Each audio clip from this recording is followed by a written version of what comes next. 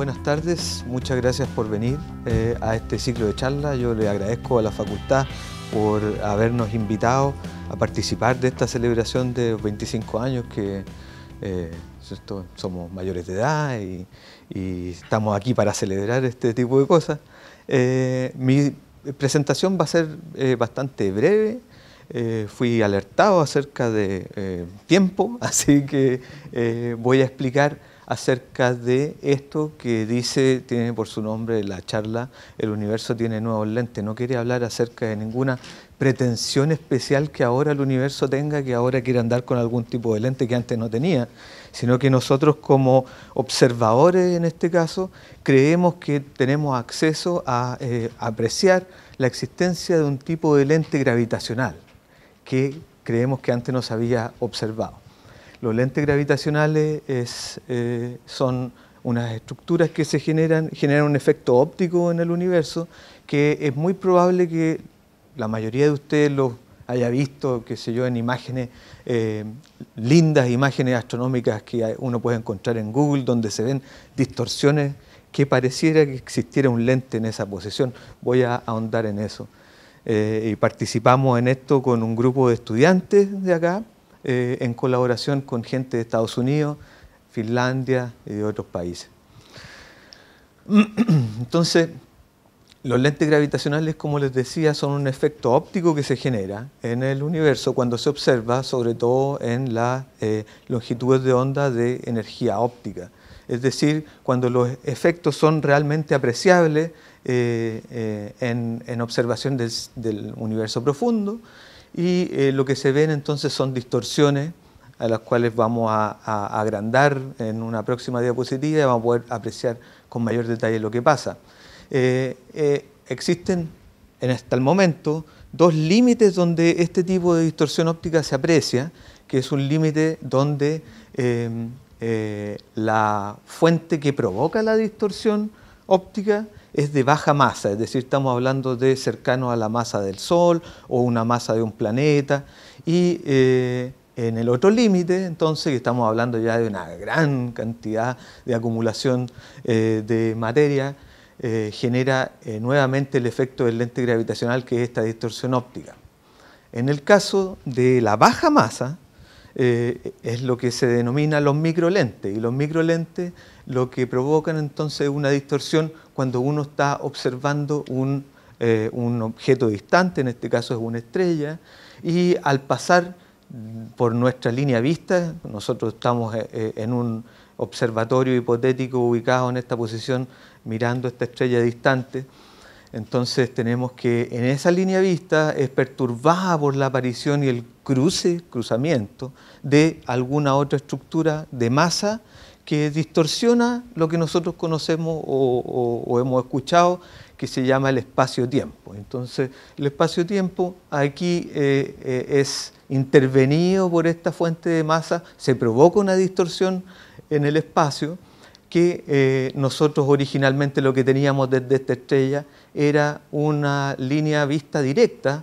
Ahora, dada la distorsión que se provoca por este objeto que está en el medio, en este caso, los rayos de luz o la energía que venía originalmente dirigida hacia afuera se curva en esta posición y llega al observador que está ubicado ahí. Y lo mismo le pasa con esta otra energía que iba hacia afuera, que no iba a incidir en la Tierra, y resulta que se curva nuevamente y termina acá.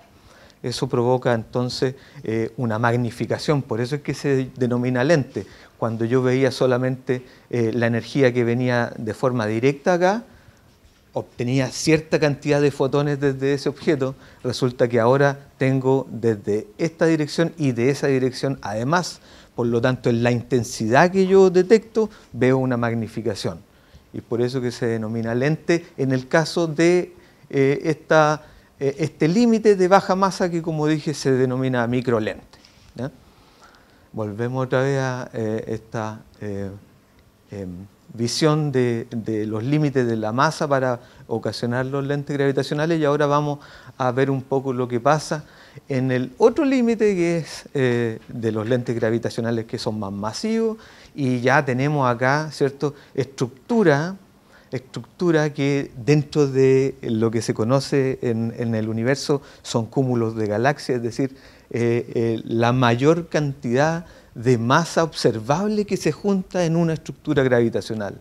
No hay otra mayor acumulación de masa que la que observamos en este caso aquí y que se denomina cúmulo de galaxias.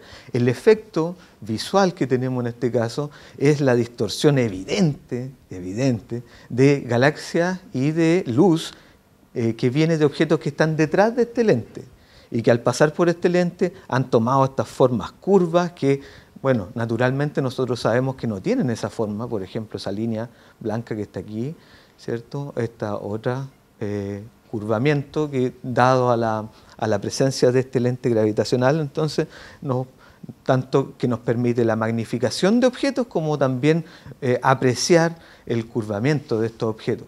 ¿Ok? Entonces, este es el límite de alta masa que, bueno, dentro de la explicación nuevamente de cómo se genera este lente gravitacional, otra vez tenemos este diagrama donde hay una galaxia distante, en este caso, que emite luz y se distorsiona en su dirección para llegar nuevamente al observador que está ubicado, viendo cómo se magnifica su intensidad o la aparición de esos arcos. Entonces, la pregunta es, ¿qué pasa en la zona intermedia de estos dos límites? ¿Por qué no tenemos la posibilidad de observar elementos de masa intermedia que también sean consistentes con la observabilidad de este fenómeno? Resulta que si bien no existen o hasta el momento no se habían observado, lo que nosotros creemos que tenemos en nuestros datos, y por eso que quería comentarlo y compartirlo con ustedes, es que finalmente tenemos la observación de uno de estos fenómenos de masa intermedia y que, bueno, trabajamos con un grupo y lo publicamos hace un par de semanas solamente. Así que la idea es compartir esto y veamos de qué se trata. ¿Cómo llegamos a la observación de estos fenómenos ópticos del universo de masa intermedia? Voy a partir hablando de un telescopio espacial enviado por la NASA que se llama el Fermi Gamma Ray Space Telescope. Es un telescopio que se lanzó en órbita para observar los objetos más energéticos que existen en el universo, los más energéticos, los que son capaces de emitir la radiación, la más alta radiación que existe en el universo, y esa viene, ¿cierto?, solamente viene de algunos elementos que tienen, y estos elementos naturalmente son galaxias que en su centro usualmente tienen agujeros negros supermasivos, y esos agujeros negros supermasivos expelen jets que son altamente energéticos, y esa radiación que proviene desde esos jets o chorros entonces viene con energía de este nivel en gigaelectronvolt, y son capaces de detectarse con este tipo de telescopios, ¿ya? La NASA el año 98, ¿sí? El 98 fue cuando lanzó este telescopio, y luego de varios años de observación, el universo de Fermi, o el universo observado por Fermi, tiene esta forma, ¿cierto?, donde hay una gran cantidad de puntitos rojos, y esos son las fuentes de la radiación más energética que existe en el universo. Y esas son radiación gamma, que proviene desde estas galaxias que les contaba que tienen agujeros negros supermasivos en su centro y que están acretando material, se llaman galaxias en su fase activa, y son glotones, los más glotones que existen en el universo, y están sacando estos jets de mucha energía. Ahora, no solamente se observan esos jets en rayos gamma, también se observan en todo el espectro de radiación al cual tenemos acceso, inclusive a nosotros acá somos capaces de observarlo en ondas de radio. Nosotros somos instrumentalistas de más baja energía, así que los podemos observar en ondas de radio. resulta que en ondas de radio uno hace un seguimiento de estos objetos que son, como les decía, los más energéticos, y resulta que tienen estas peculiaridades que en radio, cuando se observan en radio ondas, hablando de algunos gigahertz, se observan entonces estas colas que son los jets, que Fermi no es capaz de observarlos porque no tiene la resolución angular, no es capaz de mostrarnos los detalles finitos, sino que solamente es capaz de indicarnos desde dónde viene la radiación en un mapa como este, que es bastante crudo. Sin embargo, cuando nosotros hacemos seguimiento en radio, observamos entonces estas estructuras que son lo que nosotros denominamos los jets, ¿cierto? Ahora cabe una particularidad, ¿sí?, que para nosotros poder observar estos objetos de forma directa y que la radiación gamma nos incida a nosotros y la podamos detectar aquí en el caso de Fermi, resulta que los jets que vienen desde estos objetos tan violentos nos apuntan directamente a nosotros. Entonces no es cualquier jet ahora estamos hablando de una galaxia que tiene un agujero negro supermasivo en su interior y que aparte nos apunta directamente a nosotros. Así que son realmente especiales, realmente especiales. Un diagrama visual de cuál sería la situación en una galaxia. Aquí estamos viendo la parte central solamente de esta galaxia que tiene un agujero negro que en este caso nosotros le llamamos supermasivo. Y genera entonces al acretar o al tragar el material circundante que está acá, entonces es capaz de generar estos chorros. Ahora el mecanismo, por qué se generan estos chorros, tiene algunas explicaciones que tienen que ver, algunas de ellas, con la existencia de líneas de campo magnético que son capaces de levantar material a alta velocidad y sacarla expulsadas por este chorro que está acá, ¿ya? Aquí hay otra visión típica que también es un dibujo en este caso, porque realmente imágenes desde la zona central del agujero negro que está emitiendo estos chorros, que son bidireccionales, no hay. No tenemos imágenes de alta resolución como para poder compartirla, por lo tanto nos apoyamos en estas visuales que son artísticas más que nada. Y aquí, claro, tenemos el agujero negro supermasivo emitiendo estos chorros, tremendamente energético, pero tenemos alrededor este disco de polvo que se supone que está bloqueando la radiación intensa que se produce en el centro.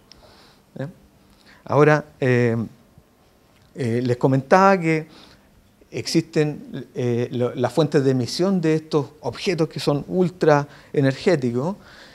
Son galaxias que tienen agujeros negros supermasivos. Estas tienen que activarse de alguna forma para que emitan estos chorros de tremenda energía. La forma de activarse es que estas galaxias pueden colisionar una con otra, y al colisionar una con otra hacen un transporte del material de forma eficiente hacia el centro del agujero negro toma el material, ¿cierto?, y expele estos jets que son altamente energéticos. Ahora vamos a ver esta zona que está acá, que se llama la zona de Cygnus A, que no parece particularmente interesante, aparte de tener en el centro ahí, ¿cierto?, una actividad galáctica. Y hay una, visualmente en el óptico, esta es una imagen desde el óptico donde se ve cierta interacción ahí.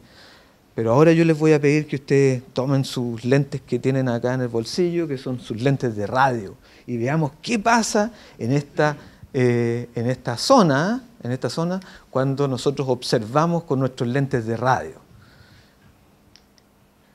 Y es eso lo que observamos. Entonces pasamos desde una descripción de la realidad óptica que está confinada en este lugar, una galaxia muy lejana como esta, que nos puede exponer una realidad física que puede ser limitada, si es que yo lo decido así, ¿cierto?, a una realidad que en realidad nos muestra o nos da cuenta de una tremenda actividad energética que sobrepasa en dimensión y en tamaño largamente lo que habíamos visto con los ojos ópticos. Ahora estamos viendo con nuestros ojos de radio, así que tenemos capacidad de ver en diferentes bandas.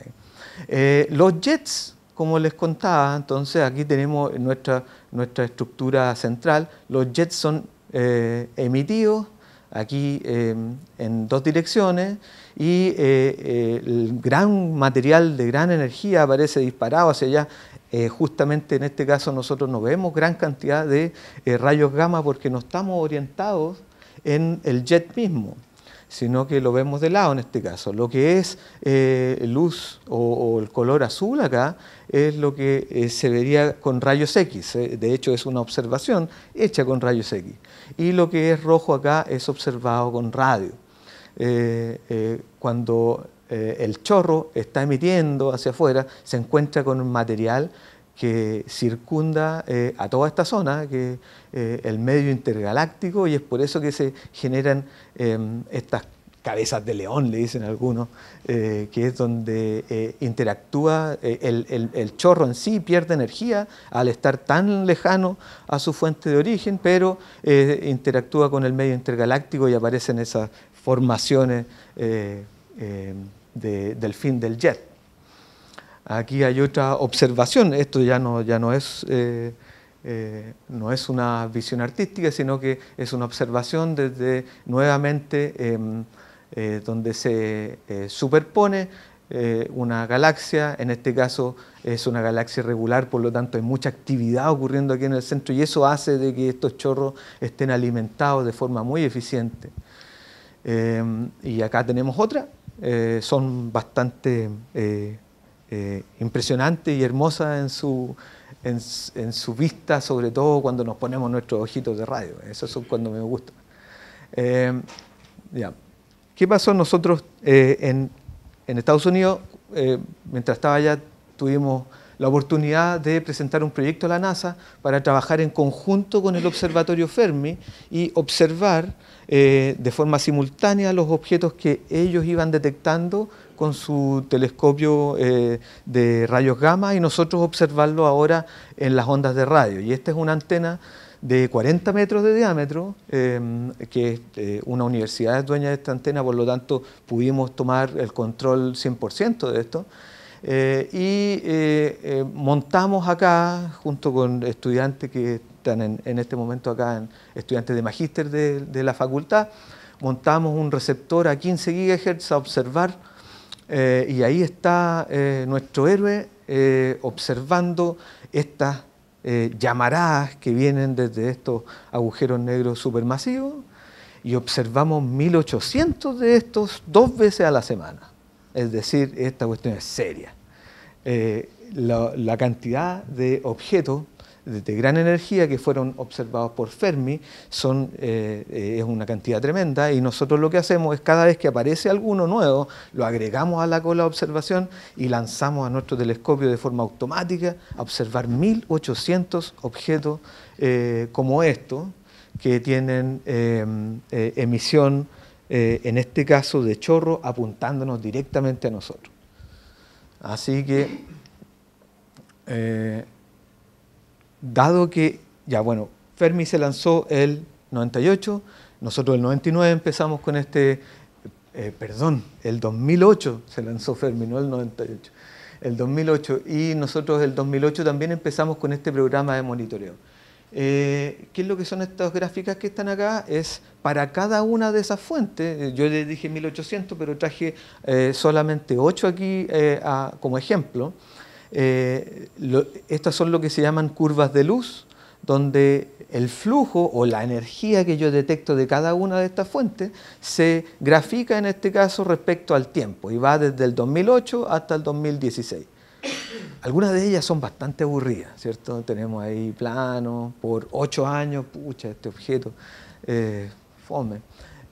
Pero hay que darse cuenta de algo, ¿sí? Nosotros estamos observando estos objetos nuevamente, tenemos esta galaxia y nos emite un chorro que va directo hacia nosotros, por lo tanto Si hago el camino inverso, los fotones que yo estoy detectando, esos fotones vienen directos desde el agujero negro y han sido emitidos por el agujero negro, extraídos, ¿cierto?, en material desde esa zona central y nos está permitiendo escudriñar en el mero centro de esa galaxia. Entonces, ¿qué pasa con eso? Dos cosas. Hay una que tiene que ver con el tiempo, en realidad. Si yo observo un fenómeno astronómico de gran distancia, probablemente observe por miles de años y no vea absolutamente ningún cambio.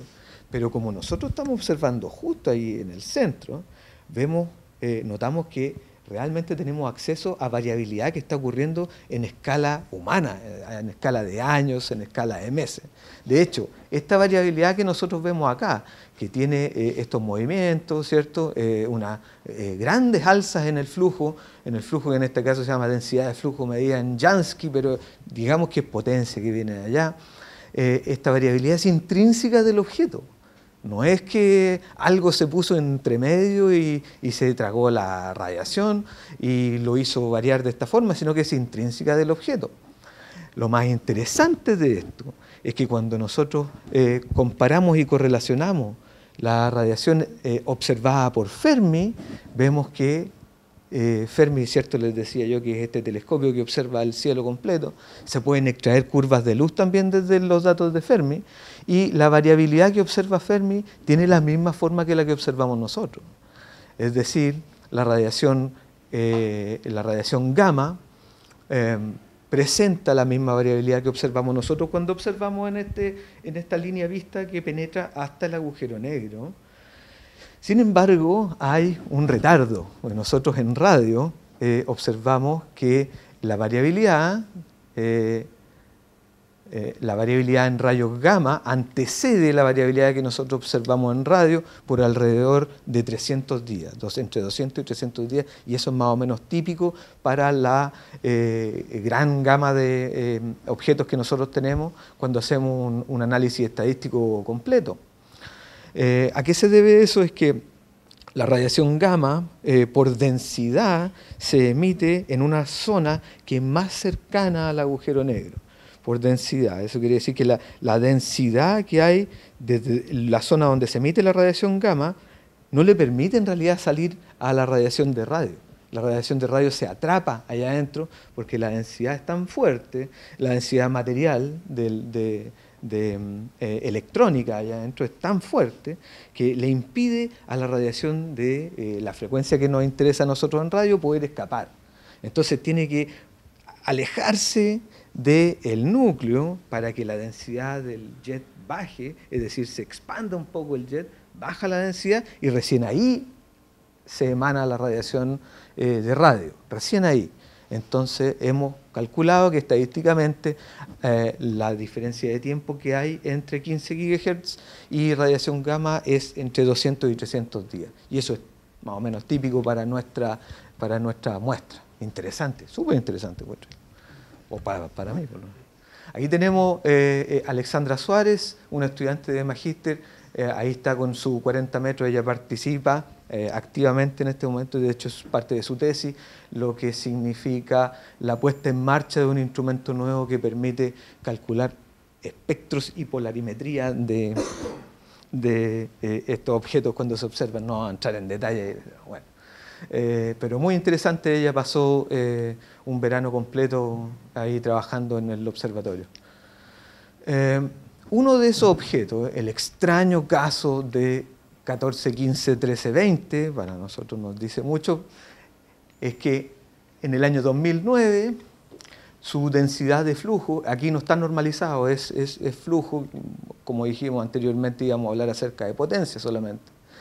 El flujo tiene un incremento, el año 2009 ocurre esto, y después entra en un fenómeno de una caída radical, ¿cierto? Ya casi a la mitad de lo que había ganado, para después volver en una forma de U aquí, nuevamente al episodio de máxima potencia y después caer a su etapa quiescente o digámosle más típica, más estándar. ok, hay algunos fenómenos que ocurren en el universo, sobre todo en el universo cercano, que son capaces de provocar este tipo de fenómenos y que no son intrínsecos al agujero negro, sino que son en la línea vista entre nosotros, pero más cercanos a nuestra galaxia. Entonces, chuta, tratemos de explicarlo por esa forma. Es un fenómeno interesante, pero tampoco le vamos a dar tanta chaya a esto, tanta relevancia. Lo raro es que en 2014 nuevamente tenemos la misma característica, ¿cierto? Donde tenemos un incremento notable, nuevamente cercano al doble, y una caída estrepitosa, y otra vez nuevamente con una forma de U. Entonces, al ver nuevamente esta peculiaridad en la curva de U, es lo que llama la atención y dice, bueno, esto sabes que no tiene que ser algo... llama tanto la atención que es necesario estudiarlo en profundidad. Y la primera forma de estudiarlo fue ir a otros observatorios y tratar de extraer información también temporal de este mismo objeto, a ver qué pasó y qué es lo que ha pasado antes. Y cuando vamos a otro observatorio, observamos a otras frecuencias, es decir, a otras bandas de energía para tratar de entender si es que hay una relación entre ellas. Ahora, usualmente cuando les decía un rato atrás de que existen fenómenos dentro de nuestra galaxia en que una cantidad de material electrónico se pone en el camino de la radiación que viene de un objeto y es capaz de entorpecer el viaje de la radiación hasta nosotros. Ese material electrónico es material ionizado que está y es como funciona tal cual como funciona la ionósfera en el caso nuestro cuando estamos haciendo tanto estudio ionosférico como estudio extraplanetario. Se pone entre medio y realmente no te deja observar, es como si fuera un escudo. Entonces, ese tipo de material existe en ciertos lugares en nuestra galaxia y cuando observamos en esa dirección, en realidad se interpone y no te deja observar. Ese tipo de fenómeno fue lo que se le atribuyó a esto inicialmente. Pero vamos a ver qué dicen los otros telescopios. Y acá tenemos entonces una gráfica donde se junta información ya desde el 1990 hasta el 2015 y tenemos 15 GHz, 22, 37, 100 GHz y 234. Son todos telescopios diferentes, salvo estos dos que es el mismo telescopio que tiene dos receptores. Estos dos son instrumentos súper diferentes porque esta es la antena de 40 metros y este es un interferómetro como ALMA, así que no tiene nada de relación uno con otro. Lo más interesante de estas curvas de luz es que el fenómeno aparece acá entre el 92 y el 94 y nuevamente aparece acá entre el 98 y el 2000. Y la escala de tiempo en la que ocurre es entre 1 y 2 años este fenómeno de la U. Y ahí está lo nuestro, ¿cierto? Y acá también tenemos a 234 GHz el decremento y el incremento, y acá el decremento y el incremento. Entonces es súper consistente en este gran rango de longitud de onda de diferentes instrumentos, diferentes receptores configurados en diferentes longitudes de onda. El fenómeno que recién les estaba explicando, en que se interpone esta capa electrónica que impide ver ese fenómeno, depende de la frecuencia y solamente observable a frecuencias que son muy bajas. Es decir, nosotros pudimos haberlo observado a 15 GHz y nunca se ha observado un fenómeno de esa naturaleza sobre 20 GHz. Por lo tanto, todas estas características que vemos acá eran inobservables si es que el fenómeno que produjo estas caídas tiene que ver con este fenómeno electrónico que se interpone dentro de la radiación que viene desde el objeto hasta nosotros. Por lo tanto, eso se descarta completamente y lo que queda es tratar de darle algún sentido físico a esto que estamos observando y que no había sido visualizado anteriormente. Entonces,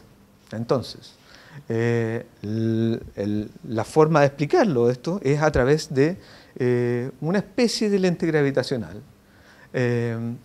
Pero antes de eso voy a mencionar de que se hizo un análisis óptico, es decir, con telescopio, un interferómetro óptico que está en Hawái que se llama el Keck, que es de alta resolución, es una tremenda máquina que se utilizó para observar directo hacia donde está el objeto de radio. Y lo que se encuentra es que en el centro, o sea, en la misma posición hacia donde nosotros observamos y vemos esta galaxia activa, que está acá, hay una galaxia espiral que está de canto. Entonces,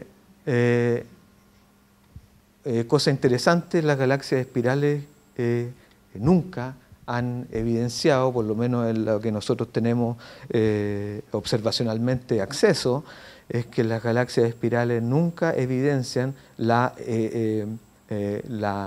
existencia de chorros, de estos jets de forma activa. Por lo tanto, los chorros que nosotros observamos no vienen de este objeto, sino que vienen de un objeto que está detrás. Entonces, lo que se cree en este ejercicio que se hace de forma mental para poder explicar esta situación de las caídas de energía es que dentro de esta galaxia espiral que está en el camino de la señal entre la galaxia activa y el observador, existe una acumulación de masa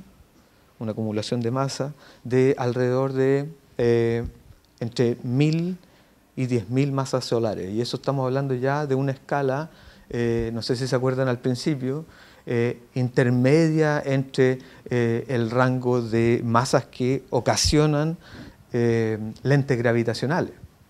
¿Ya? Acá tenemos nuestra curva de luz, ¿cierto?, donde mostramos la característica observacional con el telescopio que manejamos, y esta es una simulación de un sistema en el cual se tiene emisión que viene desde un punto que está acá abajo, digamos el agujero negro supermasivo, digamos, y que emite un chorro en esta dirección. Pero hay material que viene de ese chorro que se va repitiendo cada cierto tiempo, ¿cierto? Cada cierto tiempo existe una emanación desde el centro de ese agujero negro supermasivo que va en esa dirección. Ahora, la galaxia espiral y esta acumulación de masa que yo les decía, que es alrededor de unas 10.000 masas solares, provoca una distorsión en el espacio-tiempo que genera una magnificación, como un lente, que tiene esta forma. Entonces, tenemos una emanación, que es esta de color rojo, que en este caso va viajando en esa dirección, perdón, Dante, y que ha pasado por la etapa del máximo, ¿cierto?, y ahora está en el mínimo y va viajando en esa dirección. Si yo tomo entonces la observación de esta emanación hipotética que viene desde este chorro pasando por este lente gravitacional, me genera una curva de luz para el observador, ¿cierto?, que es esta roja que está acá. Y ahí se va. Y se va viajando para allá infinitamente. Después de un tiempo entonces aparece esta otra emanación de color verde y que nuevamente pasa por la misma estructura de magnificación que genera este lente gravitacional y va viajando hasta que genera nuevamente esa distorsión o la magnificación en el flujo que estábamos comentando. Ahora, si nosotros juntamos el flujo del rojo con el del verde, nos genera la luz negra, que es la resultante de observar ese objeto que está con este lente gravitacional entre medio, en la línea vista. Por lo tanto, somos capaces de, bueno, con algunas distorsiones que no son capaces de explicar en este modelo geométrico que es bastante sencillo, pero sin embargo logra reproducir con bastante fidelidad lo que es la curva de luz observada en radio. Así que lo que nosotros creemos en este caso y que espero poder traspasarle es que realmente estamos visualizando una estructura que genera un lente gravitacional en ese rango de masa intermedia que no había sido posible observar anteriormente. Y lo otro es que estamos observando estas emanaciones que vienen desde el agujero negro, que a la escala que nosotros la estamos observando, tampoco existe un telescopio que sea capaz de magnificar para mostrarnos esas emanaciones de forma tan precisa y tan cercana al agujero negro. ¿Cómo se confirma este hallazgo? Logramos tiempo de observación con el interferómetro ALMA que está acá en Chile, y la idea es, con otro observatorio, y seguimos observando con el 40 metros, vamos a tener una alerta de que realmente estamos nuevamente en un evento de lente gravitacional, mirando este objeto. La idea es que cuando estemos en el evento y observamos con alta resolución como nos entrega ALMA, deberíamos ver unos arcos típicos que se generan alrededor de la radiación cuando pasa por estos lentes gravitacionales. Si logramos observar esos arcos, entonces estaríamos confirmando la existencia de ese lente gravitacional. Y básicamente eso era lo que quería compartir con ustedes.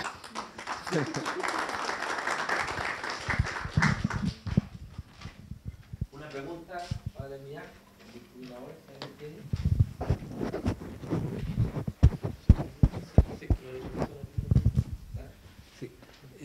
Sabes que una cosa que me impresiona es que cuando mostraste las curvas de luz de la J1415, tenías 6 o 7 instrumentos midiendo esa.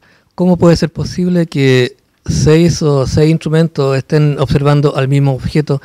¿Eso es casualidad o es que esos instrumentos miden todas las galaxias todas las noches? No sé, ¿cómo? Me impresiona eso. Sí, bueno, son instrumentos de radio estos que están bajo 230 GHz, ¿sí? Por lo tanto pueden observar tanto de día como de noche, no hay tanta necesidad de restringirlo. Pero igual. Ahora, por ejemplo, Mexajoy, que es el que más estaba contribuyendo con información, al igual que otros, eran monitores de flujo, es decir, ellos están buscando fuentes de flujo intenso, ¿cierto? Y ellos lo monitorean para calibración, es decir, este objeto fue considerado un objeto de calibración para poder observar otro tipo de cosas. Por eso estaba mirando todo. Todo estaba mirando entonces, sí, todo. Ya, okay. Sí, por la gran cantidad de flujo que tiene. Ya. Usualmente cuando se observa en radio los flujos son mucho más débiles, pero este es fuerte, por lo tanto se ocupaba como una fuente de calibración. Qué suerte. Qué suerte, ¿no? Bueno, gracias. Antes de irnos, quiero hacerle entrega un presente a Rodrigo también por su participación. Muchas gracias. Gracias a ti.